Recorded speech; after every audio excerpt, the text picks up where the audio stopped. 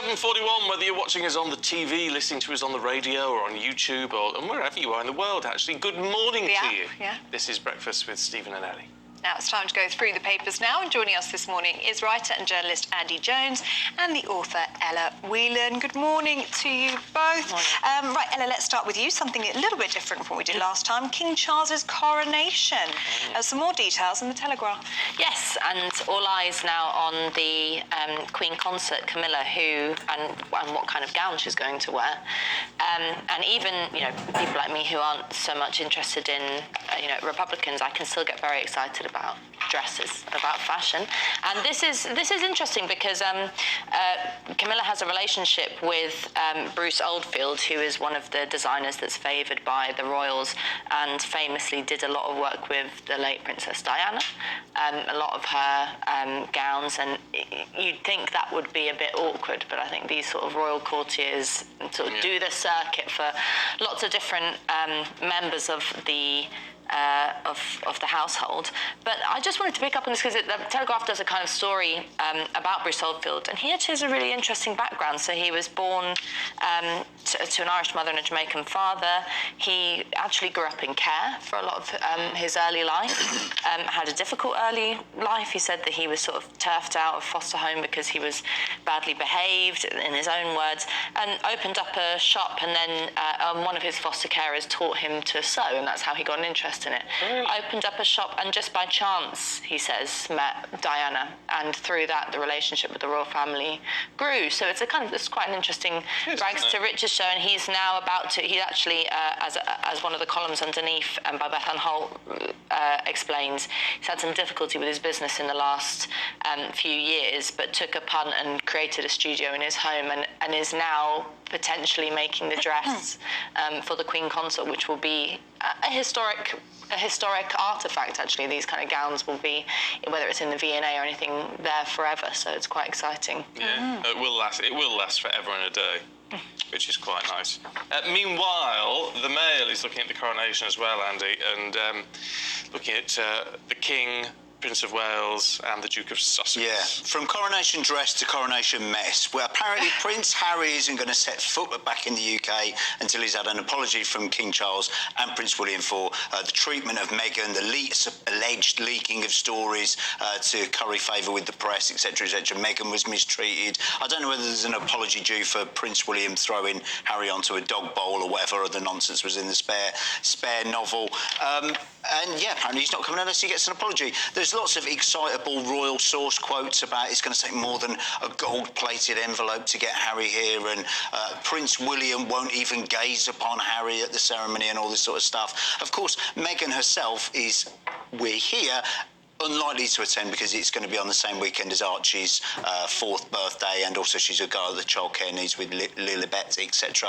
This is going to run and run and run. We're going to have lots of royal source quotes. Do we believe lots the of royal innuendo. source? Because the royal source quotes last week were saying Harry and Meghan were going to sue South Park over all the business going on, and then they've come out and said this is absolute rubbish. There are royal commentators that I believe, and there's others that I don't. I think it's very easy as a journalist to say, "Oh, there's a royal source." I mean, is that somebody that's literally changing the bed sheets? Is that someone that's a personal confidant? Is that somebody that's once stood outside Buckingham Palace? Royal source is a very vague outline, isn't it? Yeah, it is. And would they want Harry here? I mean, that's the question as well, isn't it? I mean, at least the invitation's been extended. Yeah, but I mean, if we're talking about history and just an incredible event for the UK, to then have Harry there, would that not overshadow? I think it poses far more questions if he doesn't come. I think if Harry and Meghan come, and there's going to be lots of body language experts spying on them, there's inevitably a picture of them throughout that will appear at some point during the day, and them looking miserable and slightly upset. But I think actually if Harry doesn't come at all, you have this position of it's a huge snub that the royal family couldn't unite for this great occasion. You've only got to stand there and smile and look sort of... I sort of think is the media, I have to say, I think we take a lot of responsibility for it. Because it is, we're the ones that employ the body experts and the lip readers and all the rest of it. Nice people as they are, no offence, but it's we just need to ignore it. If Harry comes, just let him come, and we just need to ignore it. Let him get on with it. But of course, that won't happen because the media is its own beast, isn't it? Let's have a look at homegrown food. We need to get back to our root veg.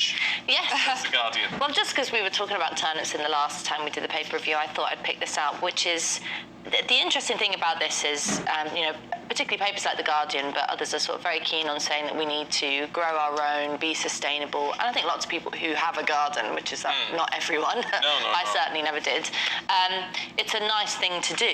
But one of the reason why I wanted to pick this out is that they do a sort of interview with Guy Singh-Watson, who runs Riverford Vegetable Box Company, which is like a subscription vegetable box company. Not only does he say that he wouldn't inflict winter turnips on our customers, because winter turnips are much nastier and tougher than they are in the summer, but he also points out that something that's sort of not very often mentioned, which is that gardening in a kind of small, whether it's in your back garden or sort of small-scale farming, is incredibly intensive in terms of the kind of fossil fuels it uses up. It's actually not very... You think green fingers gardening, very... No, but the only reason I'm saying it is because in terms of what, though? You have to buy a huge amount of fertiliser.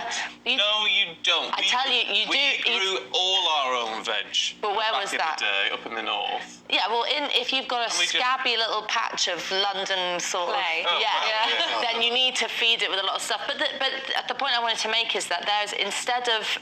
we need to have a kind of a national plan for food security, which takes into account efficiency and all that kind of stuff. Simply expecting people to grow their own sort of, scabby old carrots and beetroot in their back garden and survive on that isn't going to do, really.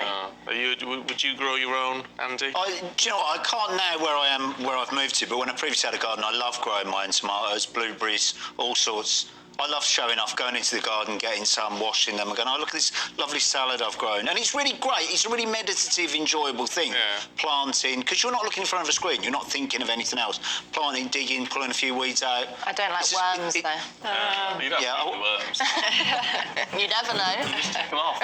We're going that way. Oh, don't. I'm sure they're very nutritious. We've got to leave it there. We'll catch up with you both a little bit later on. Thanks very much. Thank you.